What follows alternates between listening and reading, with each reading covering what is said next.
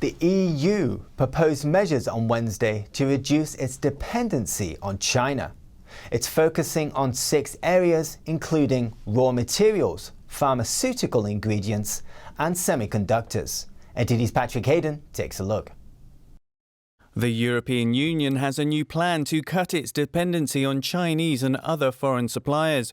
It said Wednesday the pandemic has highlighted the problem of being too reliant on single-source supply chains. Disruptions in supply chains, well, that leads to lack of essential products, high volumes of non-compliant goods, and poor coordination, well, that has challenged us heavily. The bloc analysed 5,000 products. It found that Europe relies on China for roughly half of the products used in sensitive ecosystems. The EU wants to cut foreign reliance in 6 areas. They are raw materials, pharmaceutical ingredients, semiconductors, batteries, hydrogen and cloud and edge computing. For raw materials, the EU depends on China for 98% of its rare earth minerals, Turkey for 98% of its borate, South Africa for 71% of its platinum, and India and China for 66% of its pharmaceutical ingredients. The EU plans include diversifying its supply chains, stockpiling where possible, and investing in innovation. It also plans to tackle unfair subsidies from governments on imports, which is common in China. And one of the oldest rules that we have is that we don't allow subsidies which harms fair competition. The proposed measures include the ability to fine companies up to 10% of their annual turnover for unfair practices, or be forced to sell part of their business. Vestager says the EU is the first trading bloc globally to introduce tools to tackle harmful subsidies. EU member states and the bloc's parliament will need to agree the proposed measures. Patrick Hayden, NTD News, London. The EU and India are in discussion over a global infrastructure agreement. The move is seen as a challenge to Beijing's Belt and Road Initiative. The European Union and India are in talks over new infrastructure projects. The cooperation would cover construction plans around the world. It is the latest attempt to compete with China's Belt and Road Initiative. The initiative is Beijing's trillion-dollar infrastructure scheme, where it invests in other countries. But critics say it often trapped poorer nations in debt and aims to increase the communist regime's global influence. The deal between the EU and India is called the Connectivity Agreement. It covers areas like energy, digital, and transportation. It aims to provide better legal protection and more generous debt terms than the Belt and Road Initiative. That's according to EU officials. India and the EU hope to announce the agreement at a tele-summit this weekend. At the same time, the U.S. is also promoting similar efforts to counter China's growing influence. U.S. President Biden has asked the G7 summit in June to include his infrastructure plan in the agenda. That way, the EU and its allies will discuss it and the related policies. A senior EU diplomat says it's essential to work together on the infrastructure plan in order to avoid over-reliance on China. A Financial Times report also noted on Sunday that the West is changing its tune. The report claims Western nations now realize they must take action on global infrastructure construction, and that this may be the only way to compete with China's influence. The EU confirms the talks with India. EU officials claim the plan is an inclusive platform that will open to all partners, though it won't specially target any one country or region. It's been close to 4 months since former US President Donald Trump has been allowed to post on Facebook. Now, according to the social media giant, it may take another 6 months to decide his ultimate fate on the platform. Former President Trump will continue to be blocked on Facebook for up to another 6 months. A so-called independent oversight board decided to uphold Trump's suspension from the platform. The board consists of 20 people who are all on Facebook's payroll. What we have to ask ourselves is who's on the board, what is their motivation, and why is it they are trying to silence someone's free speech?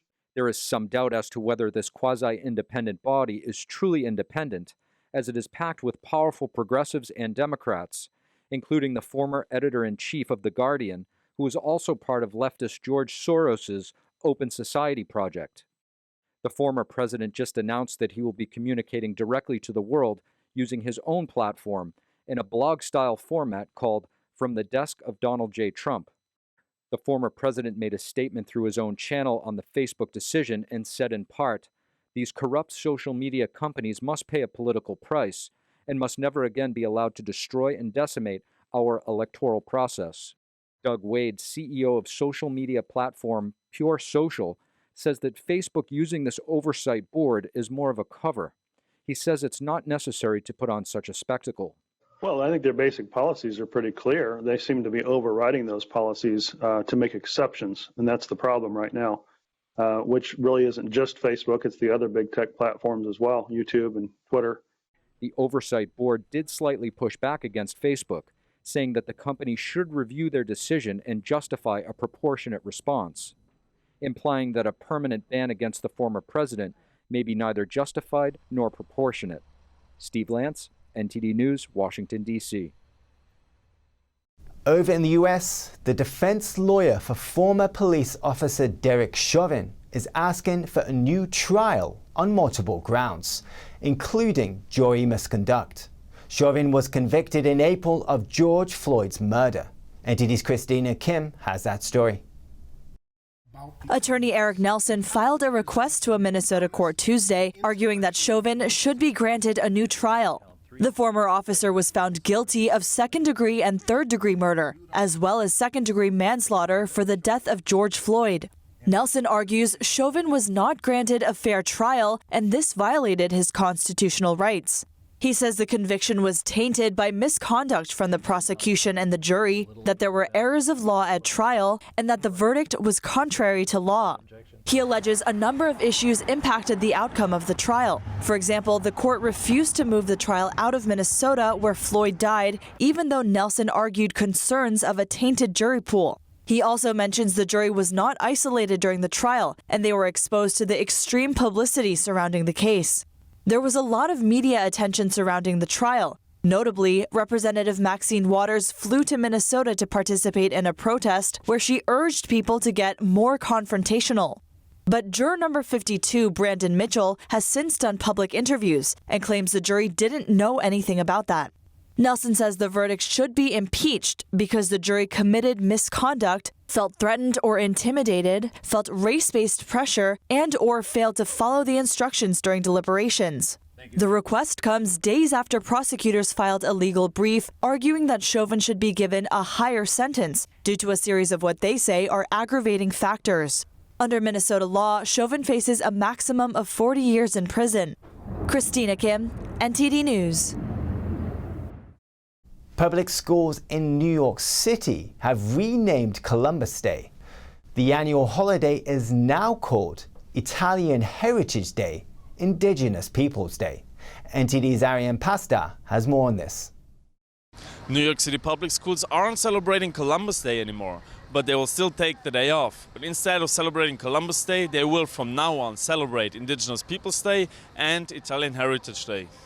But according to historians and educators, Christopher Columbus is an important part of American culture.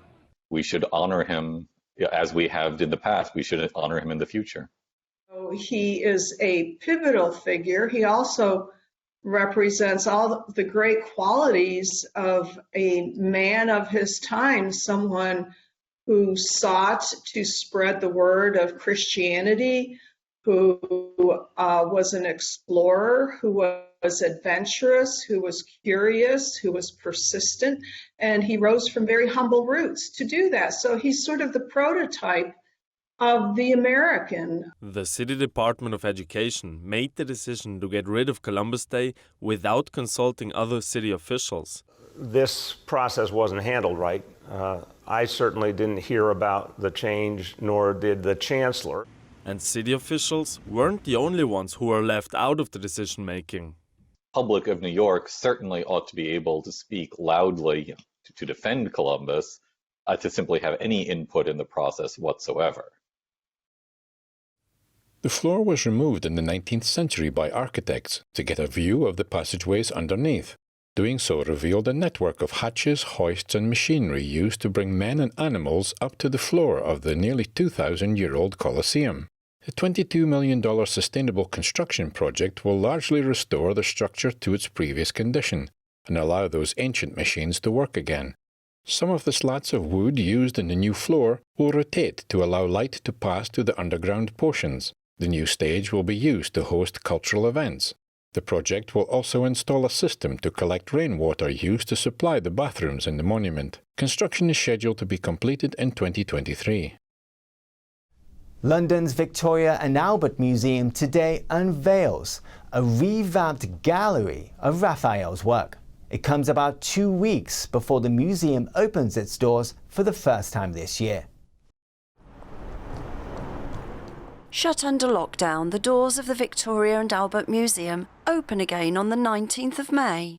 Visitors will be greeted by a revamped gallery of Raphael's work.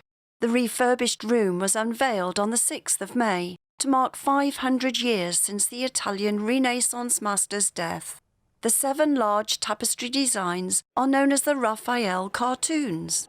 They were originally commissioned for the Vatican's Sistine Chapel and depict scenes from the lives of St. Peter and St. Paul. The works that you see are probably some of the most significant Renaissance masterpieces in the UK. The renovated Raphael Court now features acoustic panelling, LED lighting and bespoke furniture. Like other museums, the galleries of the V&A have been empty since December. It has been a really tough year. It has been a tough year for everybody, of course. But I think, the way that V&A feels it, the galleries themselves really do feel like a ghost ship without the visitors in them. It's a building which is brought to life by the public. Entry will be free, but visitors must observe social distancing and book in advance. That's the news for today, and thanks for tuning in. I'm Stuart Leith.